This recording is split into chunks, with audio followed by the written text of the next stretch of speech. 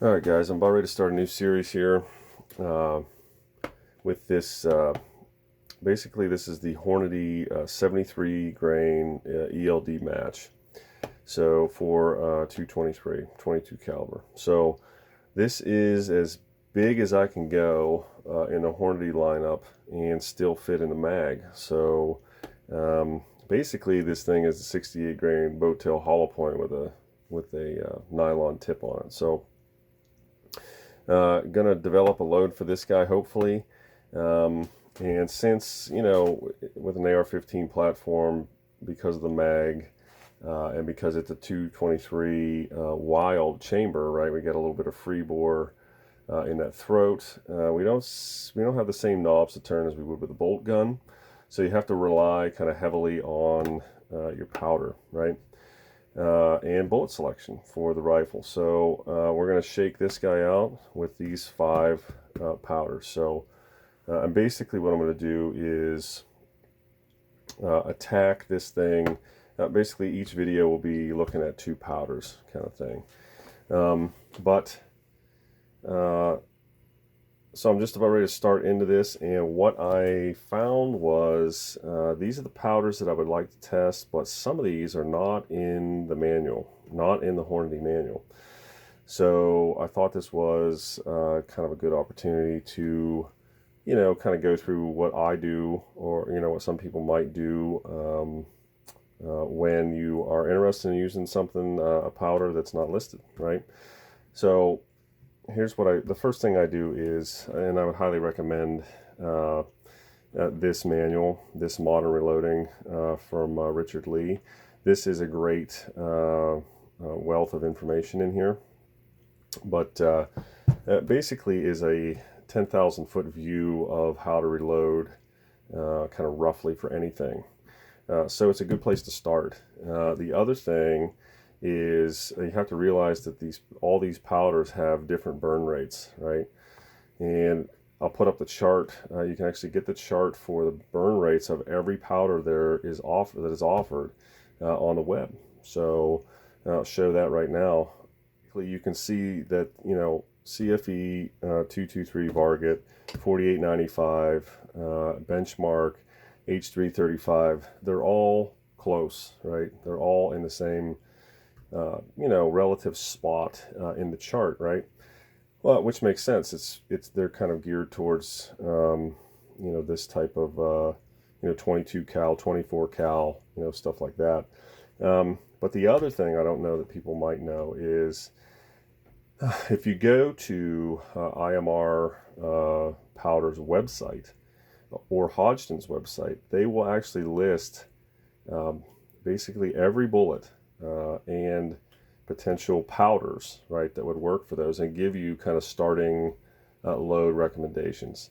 And I say that 73 grain is actually not in there, but there's a 70 grain entry and there's a 75 grain entry in there with load data for both of those. So basically what you do is research the 70 and the 75, and then you kind of split the difference, right? And I actually split the difference and go a little bit lower for starters, and then work my way up to something that makes me feel comfortable. But I'm going to go through this whole thing, and I'll call out the charge weights for this, for what I'm using, and show the results for this first video. So stay tuned. I think this is going to be a really fun one.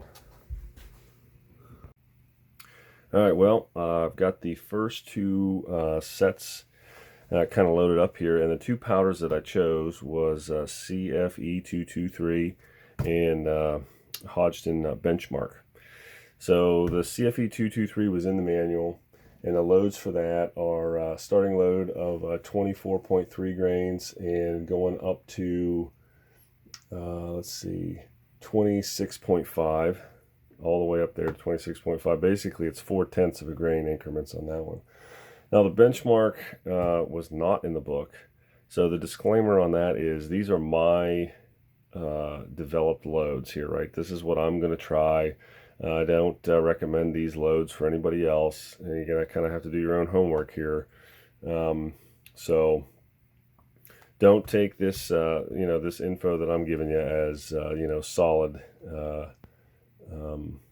charge weights here. So, but anyways, 21.5 grains is our starting load on this guy, and then going up to 23.5 in 0.5 grain increments. And just to review the hardware really quick, all the brass is it's basically twice fired Starline brass. A couple videos ago, I bought 100 pieces of brass, and I've just been fire forming it and sizing it, and it's ready to work with. So we're going to start with that. This will all be fired through my Palmetto State Armory 20-inch stainless upper with a 1 7-inch twist barrel on it. So it's a pretty picky barrel I'm finding out. It does okay with the 68 grains, but everything else is more than a minute of angle of accuracy at 100 yards. So it's pretty tough little barrel to work with. Hopefully these 73 grains snap in for us. But anyways, we'll head to the range and see what we get.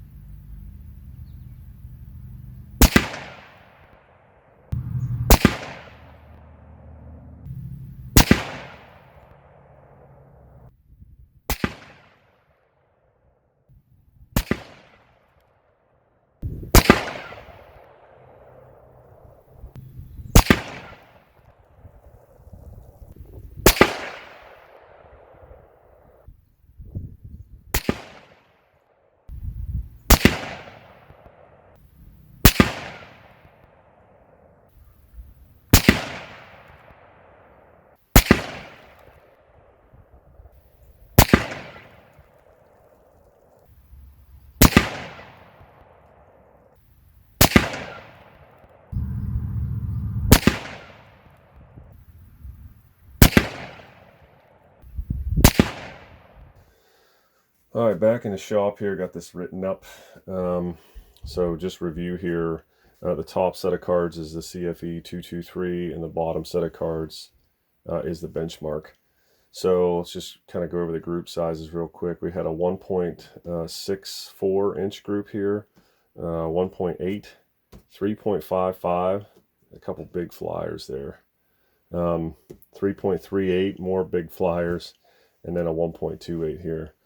I'll put the chart up here. There's nothing spectacular going on with CFE 223 with this bullet. In fact, I haven't found a bullet that likes this powder, or I should say maybe this gun does not react well with the CFE 223. So I'm not going to spend too much time there.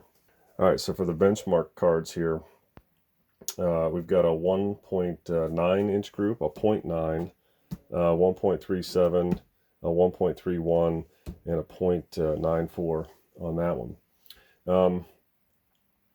Looking at the charts here, you got a little bit of a bobble at the average velocities right around 2650, but the ranges or extreme spreads on these lows was pretty big. We're up around 100 at 22.5 grains. So It's a little concerning. That I wish that was lower. Group sizes, I mean, I don't feel too bad about these groups, and I'll tell you, I want to revisit this benchmark load because it was a little bit windy. Some of these groups were looking really good, and then we just had a couple shots kind of go wayward. So I'm probably going to do this one again, just because I'm curious what this benchmark can do with this bullet. But that's where we're at so far. All right, so there's the first results. I'll just anneal this brass and restart the whole process with 2 new powders. So stay tuned for the next video. Thanks for watching.